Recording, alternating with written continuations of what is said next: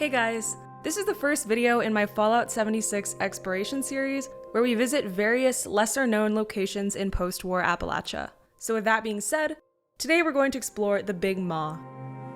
Big Maw. Alright, I gotta clear out all this BS before we can start. Can't have all this nonsense running around in the video. If it looks like I suck at combat in this game, it's because I do. This footage is probably making your gamer glands tingle in an unpleasant way, so let's hurry this up. Okay, now that we've cleared the enemies out, I should be able to get some good gameplay footage here.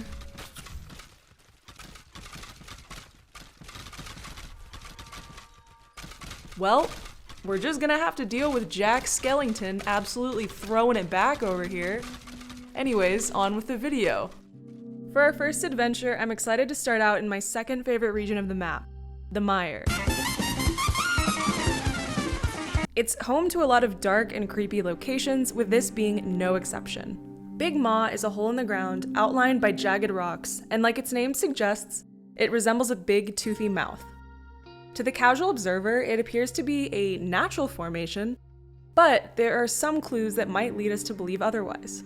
The beginning of our exploration actually takes us outside the Big Maw in a location called the Sludge Hole in the Savage Divide. Not to be confused with the sludge hole that we all have, located in the middle of our own Savage Divides. This location was a former cutthroat raider camp centered around a small pond where the residents built water purifiers. The cutthroats here were selling their purified water to other raider gangs for a notable profit. The funny thing is that this seems like honest work for raiders. Not sure what's cutthroat about selling water exactly, but go off. In any case, if we search the sludge hole, we'll find a note entitled Another Spring. It reads, "Follow up on the rumors of the other spring. It's probably nothing, but if someone else gets a foothold, the competition would be bad for business. If there is a spring, we'll take it for ourselves."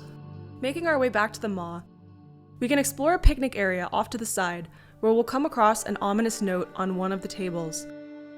And just like the note in the cutthroat camp, it is also titled Another Spring. It reads, "I don't know why I came to the Big Maw.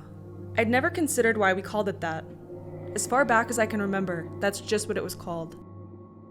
I remember family picnics here, and the older kids climbing down to swim in the summer. Now though, there can be no question. I cannot say for certain which of the circumstances has caused it to open. I do know that I must go inside. Is it the smell, the sound, the warmth? Even as I write these last words, I am impatient to look back into the yawning abyss, the true Maw, the ancient namesake of Big Maw." Now, there are a lot of unknowns in this story, but I'm going to give my interpretation of these notes in order to piece together what might have happened here. It's no doubt that clean sources of water were a precious commodity for the cutthroats of the sludge hole. And the Big Maw, that holds a small body of water at the bottom, is relatively close to the cutthroat camps. Given the matching titles of these two notes, I think it's safe to assume that they were written by the same member of this raider gang, and that raider traveled the short distance to Big Maw to scout the area for fresh water and potentially expand the cutthroats' purified water business. However, upon the raiders' arrival to the Maw, things went a little differently. Their second note reads as if they're in a trance, completely consumed by some powerful presence within the Maw. They seem to forget that they came to the Maw to search for a spring, for fresh water, and are instead reminiscing on their pre-war experiences at the Maw that they had as a child. At that time in the Raiders' life, they never thought too deeply about the Maw or its name. Now though, they can clearly see why it was given its name, because something caused the Maw to open, and now something is compelling the Raider to enter the yawning abyss. We can only assume that the Raider followed through with their plans to enter the Maw, and now we're going to follow in their footsteps. If we trace the outer rim of the Maw, we can walk down a series of ladders into the depths of the pit.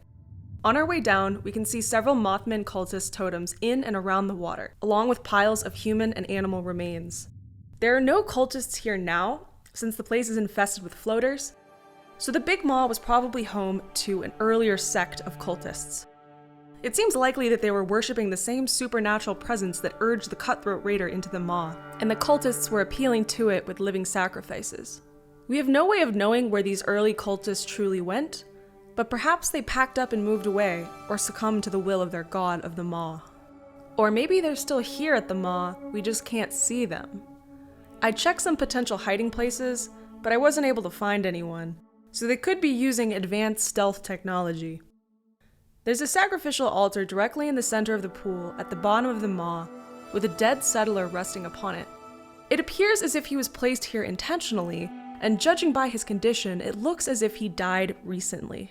So we could make the argument that there's been recent cultist activity in the Maw, although we can't be 100% sure, since the bodies of the responders, who all supposedly died out at least 6 years before we ever leave the vault, also look like they died recently. The final notable relic that we can find in the Big Maw is the skeleton of a whale. It's most likely very ancient, alive at a time where the surrounding area was part of a vast ocean.